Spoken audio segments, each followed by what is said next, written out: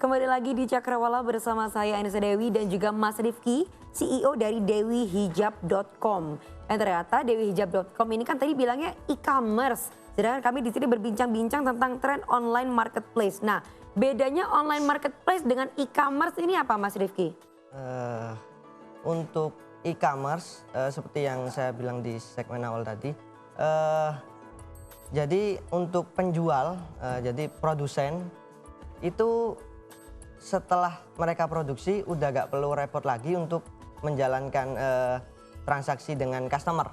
Jadi benar-benar lepas diserahkan ke Dewi Hijab. Jadi seperti itu. Oke, jadi kalau misalkan aku produsen nih, aku punya produk-produk ini, jualin, pokoknya aku terima sekian. Entah mau kamu markup berapa, mau kamu diskon berapa, aku terima sekian. Ya. Oh, kayak gitu. Itu e-commerce ya. Kalau untuk marketplace, jadi misalkan saya punya barang, jadi kita pasang di marketplace. Jadi untuk transaksi, pengiriman dan lain-lain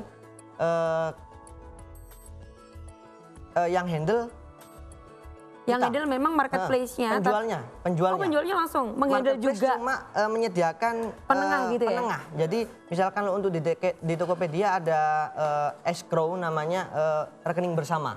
Jadi cuma nyediain itu aja sama media websitenya, jadi biasanya seperti itu. Oke, tapi kalau dari marketplace pengalaman saya pribadi, saya membeli beberapa dress, kemudian nunggu lama 1 minggu kok nggak ada kabarnya ya, 1 minggu lebih tiba-tiba ada email lagi, maaf ya sis, ini ternyata dari produsennya barangnya sudah nggak ada.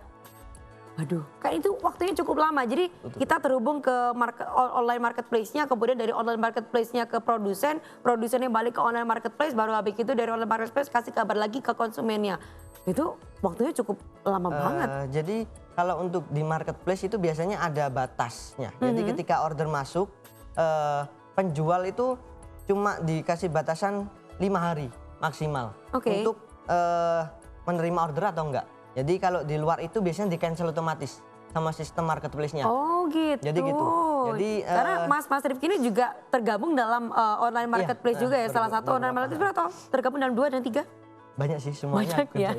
Oke. Karena memang sangat membantu jadi gitu. Jadi kita nggak perlu ngiklan lagi jadi gitu. Jadi mendingan kalau mau berbisnis online tergabung dengan online marketplace atau e-commerce seperti dewihijab.com. Kalau untuk lebih profesional lagi, saran saya harus ada website sendiri. Jadi gitu. Kalau untuk e-commerce kita nama websitenya masih dompleng ke marketplace-nya. Jadi kalau misalkan ada Dewi Hijab, aku dompleng ke Tokopedia, jadi depannya nama websitenya dewihijab.tokopedia.com. Jadi kesannya kurang profesional. Jadi benar. Kalau ingin profesional lagi, wajib lah harus punya website sendiri jadi gitu. Ya kalau gue kocek dikit lah, tadi sebulan juga nggak nyampe 100.000 ya. Kalau 1 tahun 1 juta kan berarti sebulan nggak nyampe 100.000. Iya. Udah nutup banget itu dengan keuntungan yang ada. Berarti memang mendingan kalau memang mau tergabung dalam online marketplace oke, tapi juga harus punya website sendiri. Harus ada planning untuk ke sana, jadi seperti itu. Oke, jadi kalau punya website sendiri kan kadang-kadang kalau kita konsumen ini mau beli, aduh aku mau cari yang hijab, tapi mau yang nggak syar'i, mau yang nggak terlalu panjang gitu, ada kriteria-kriterianya dong ya? Ya harusnya ada. Dan itu yang mendesain memang ketika membeli webnya itu sudah ada pilihan seperti itu atau Mas Rifki aku minta yang kayak gini. Sebenarnya ada tergantung penyedia websitenya. Jadi kita bisa minta yang website custom. Jadi kita minta detailnya seperti apa, jadi seperti itu. Oh kayak gini, ini ya kalau pemirsa ngeklik dewihijab.com, ini seperti ini tampilannya. Untuk beberapa tahun lalu untuk Dewi Hijab masih standar, jadi ini udah aku minta custom, jadi tapi biayanya memang lebih mahal, jadi seperti itu. Oh gitu, berapa? Kisaran berapa? Nggak terlalu jauh sih, sekitar 2-5 jutaan. 2-5 per tahun ya? Per tahun. Wow, lumayan ya. Tapi tetap bisa balik modal, jadi aman-aman aja ya. dewihijab.com. Oke. Nah, ini kan semua produk-produknya juga ada modelnya sendiri. Berarti untuk media promosi sebenarnya cost apa aja sih yang dikeluarin? Selain tadi untuk website tadi ini bikin website, kemudian Website, desainnya. Kalau untuk lebih cepat lagi harus ada biaya untuk iklan. Jadi iklan yang berbayar. Ada iklan yang gratis banyak. Jadi kayak di iklan baris dan lain-lain. Blog, kita bikin blog. Kalau di lain-lain bikin blog, blogging itu gratis. Kalau untuk di yang berbayar kita ada fanpage. Fanpage itu bisa diiklan. Kalau di Facebook kita di tenan kita ada sponsored. Benar, gitu. benar. Itu bisa diiklanin juga. Ada di Google juga. Kalau fanpage kayaknya biayanya lebih merakyat ya. Lebih merakyat, betul. Tapi menuju ke mahal juga sih, karena untuk e-commerce besar pasti nyerangnya ke sana juga. Jadi seperti itu. Tapi tidak nggak serumit kalau Google, tapi tidak serumit Google untuk saat ini. Oke, kalau tadi kita lihat halamannya dari dewihijab.com, di sana pakaian-pakaian ini diperagakan oleh model. Nah, kalau tadi Mas Rifki bilang kalau e-commerce ini dari produsen menyerahkan barang aja, kemudian terserah e-commerce-nya mau diapakan. Nah, ini menyerahkan barang aja atau beserta foto-fotonya, atau Mas Rifki ini memotret barang-barangnya sendiri? Sebagian, jadi sebagian. Jadi kalau misalkan tenan ngasih barangnya dalam jumlah banyak, jadi kita hitung margin keuntungannya bisa nyampe apa enggak sama biaya fotografinya. Jadi itu. Kalau misalkan tenan cuma nitipkan barang sedikit, oke kita pakai barang dari mereka, foto dari mereka aja gitu. Oh gitu, jadi nggak perlu ribet lagi karena kan kalau untuk kita yang nggak punya basic fotografi kan, jadi harus bagaimanapun juga harus sewa fotografernya, modelnya, belum lagi modelnya harus di make upin juga, sama lightingnya, studionya bener. Biayanya banyak banget ya ternyata. Jadi, ya. Tapi untuk sebagian besar sih tenan udah nyediain fotonya. Fotonya bagus, maksudnya kelasnya udah bagus, high class gitu ya. Oke, jadi penting banget memang tenan-tenannya ini untuk mempunyai foto produk-produknya sendiri. Dan mereka kalau misalkan mereka punya foto, keuntungan bagi mereka bisa masarkan ke reseller lain. Jadi untuk tenan itu mereka nggak jual di dewihijab.com aja. Oh gitu, nggak terikat ya? Nggak terikat. Jadi mereka punya puluhan bahkan ratusan reseller. Ya kayak Dewi Hijab ada di beberapa online marketplace juga ya sama seperti tenan-tenannya nggak hanya cuma ada di Dewi Hijab aja. Jadi setiap reseller pasti mereka butuh foto, apalagi masih reseller yang kecil-kecil untuk biaya kos fotografi kan mereka pastinya keberatan, jadi gitu.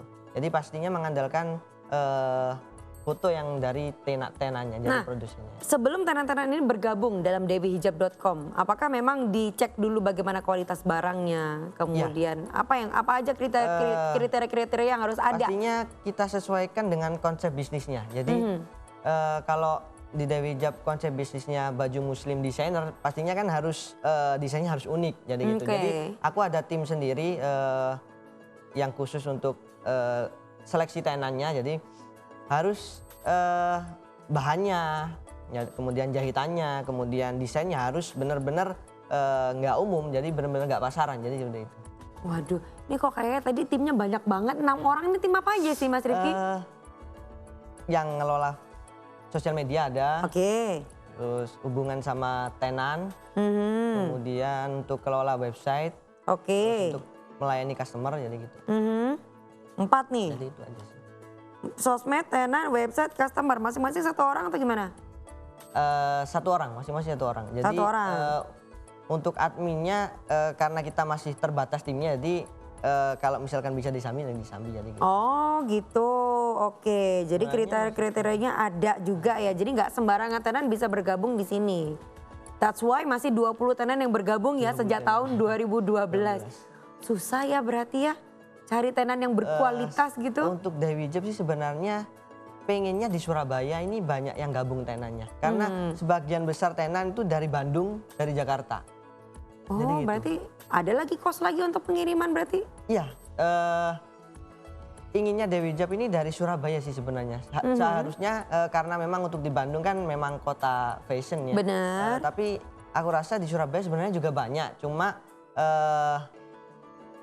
mereka belum kenal aja, maksudnya belum sampai ke Dewi Hijab aja. Berarti sampai saat ini dari tahun 2012 dewihijab.com berdiri ini tidak ada tenan-tenan yang apa ya, kalau dibilang buan prestasi juga nggak ada kontraknya sih. Tidak ada yang melenceng dari perjanjian awal gitu nggak ada ya? Belum. Maksudnya barang-barangnya nggak sesuai. Belum ada. Belum ada, jangan sampai. Dan kalau kita lihat sekarang kan banyak nih yang online shop juga banyak. Kemudian modus-modus penipuan berkedok online shop juga banyak. Nah ini bagaimana dari dewihijab.com sendiri untuk membangun trust dari konsumen? Untuk trust di Dewi Hijab sih mulai terbangun setelah kita punya website. Oh setelah punya website, Jadi dari tahun 2013 berarti ya? Iya, jadi di website itu kan pastinya ada company profile, kemudian kalau misalkan toko online kita pernah diliput media kita masukin. Nah itu gitu juga. itu nambah trustnya. Termasuk ya kalau masuk di Cakrawala termasuk ya. Kemudian paling enggak untuk tips buat pemirsa, jadi kalau mau belanja online pertama paling enggak lihat nama rekeningnya aja. Nama rekening? Nama pemilik rekening maksudnya. Kenapa gitu? Jadi misalkan kalau untuk dewihijab.com pakai nama istri saya, jadi di search aja di Google. Kalau misalkan ada record penipuannya pasti banyak yang review, pasti itu. Gitu, oke. Kalau biasanya kalau untuk modus penipuan namanya singkat-singkat sih, jadi satu kata gitu biasanya. Dan itu nggak dicantumin di website. Nomor rekeningnya biasanya nggak dicantumin di website. Jadi biasanya untuk yang sudah trusted e-commerce trusted pasti dicantumin alamat rekeningnya. Jadi seperti itu. Oke, baiklah. Kalau untuk di marketplace, kalau di marketplace pastinya aman, soalnya kita pakai rekening bersama jadi gitu. Oke, karena kan kalau misalkan belanja online otomatis kan kita transaksinya pun juga online, entah itu mau transfer, entah itu mau menggunakan kartu kredit, di mana harus memasukkan nomor kartu kredit di sana. Nah, mungkin ada tips and trik tambahan untuk pemirsa di rumah? Sebenarnya kalau sekarang sih udah tren penipuannya udah berkurang ya. Jadi selain di TV udah marak, jadi kita untuk pemirsa jadi saran saya seperti yang saya bilang tadi, perhatikan dulu untuk websitenya. Paling enggak jika mereka punya toko online sendiri, kalau untuk Dewi Hijab ada dewihijab.com, pastinya mereka ngeluarin biaya. Biasanya kalau untuk modus-modus penipuan toko online abal-abal, biasanya mereka nggak mau keluar biaya, jadi seperti itu. Oke, jadi kalau misalkan lebih terpercaya kalau punya offline store juga. Offline store itu bisa lebih terpercaya juga, dan juga dilihat nama pemilik rekeningnya. Oke, karena jangan sampai kita udah transfer barangnya nggak kekirim-kirim. Ternyata abal-abal. Waduh, semoga tidak terjadi yang demikian, karena kalau mau lebaran rata-rata beli baju baru semua ya. Moga-moga ini omsetnya dewihijab.com melambung tinggi supaya bisa mengendorse ya Cakrawala. Terima kasih Mas Rifki. Moga-moga makin sukses ya dewihijab.com ya. Dan terima kasih untuk pemirsa yang sudah setia menyaksikan talk show yang pertama ini. Tapi jangan beranjak kemana-mana dulu, karena di segmennya masih banyak informasi lainnya yang tidak kalah menariknya. Jadi tetap bersama kami di Bios TV aja.